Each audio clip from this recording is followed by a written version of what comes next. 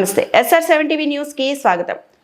అలివేలు మంగ సహిత వెంకటేశ్వర స్వామి బ్రహ్మోత్సవాలకు హాజరైన మాజీ మంత్రి నిరంజన్ రెడ్డి వనపర్తి జిల్లా గణపురం మండలంలోని గట్టుకాడిపల్లి అలివేలు మంగ సహిత వెంకటేశ్వర స్వామి బ్రహ్మోత్సవాలు అత్యంత వైభవంగా నిర్వహించారు. ఆలయ కమిటీ ఆహ్వానం మేరకు మాజీ మంత్రి సింగిరెడ్డి నిరంజన్ రెడ్డి ఆలయాన్ని దర్శించుకుని ప్రత్యేక పూజలు నిర్వహించారు.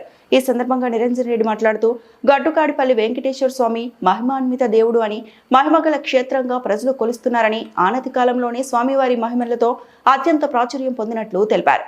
కేసీఆర్ హయాంలో ఇటు క్షేత్ర అభివృద్ధికి కృషి చేస్తామని, రాబోయే కాలంలో కూడా ఆలయ అభివృద్ధికి మరియు పర్యాటక కేంద్రంగా తీర్చిదిద్దుతామని హామీ ఇచ్చారు.